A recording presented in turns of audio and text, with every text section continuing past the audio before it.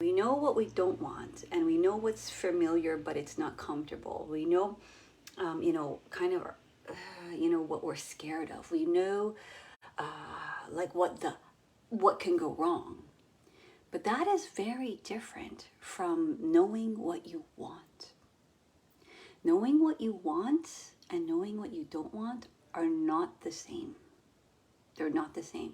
Just because you know what you don't want, it does not create clarity around what you want. It's important to know what you don't want, but it is also not the answer for what you do want. So sometimes what happens is in the problem solving reality, we start just fixing what we don't want, right? And so, of course, in her case, she didn't want to lose the benefits. She didn't want to lose the safety. She didn't want to lose the 9 to 5. But yes, very normal. She didn't want to have conflict with her boss. She's already feeling like there was tension at work. She didn't want to disappoint people who she was, helping in such a beautiful way. And so, and that's all like the good girl archetype.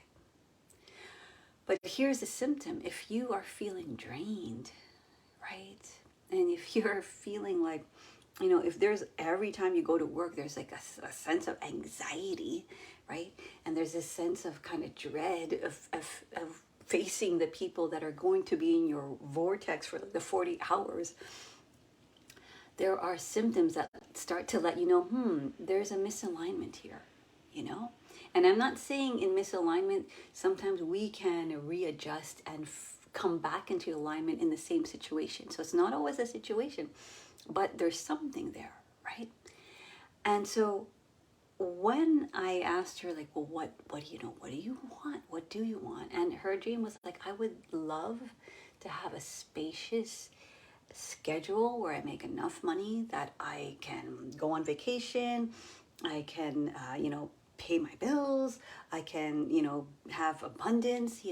I'm not kind of just and have energy to play with my kids. So guess where she is now? I called her the other day, and she's like, yeah. With this deep breath, I'm sipping on a tea or coffee, and I'm, in between, teaching, and I'm just so excited. Like they went on a vacation to Hawaii together, and this was part of her. It's so funny when she was talking to me earlier. She's like, I've envisioned myself like being on a beach with my whole family. So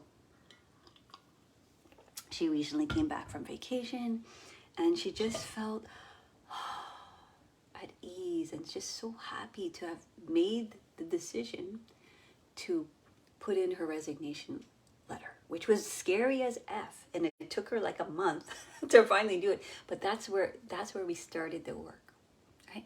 So we started the work of where is this actually coming from, and who is actually leading the show. And her good girl was leading the show, where it's like, you got to be safe, go under the radar, stay here, you're gonna be safe here, you got the benefits, and also the judgment, of her parents. She was very scared of that. It's like her parents, like anybody who leaves a 9 to 5, one of the biggest fears is like, oh my God, everyone's gonna think I'm crazy, and they're gonna think like, oh, wow, you're leaving this amazing thing that you worked for or you study for and that has benefits.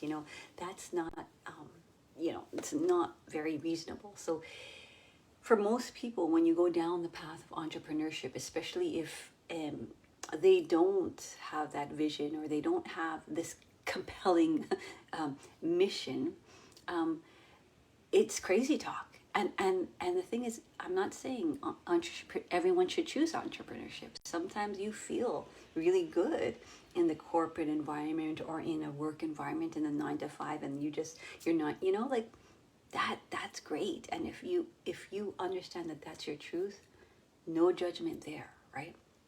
But for my client, what most of my clients are taught, they the way they describe it, it's like, I feel like I'm dying inside. I feel like I know deep in my heart I'm supposed to be doing this, and I just can't find my way to just bring myself there. And this is the way.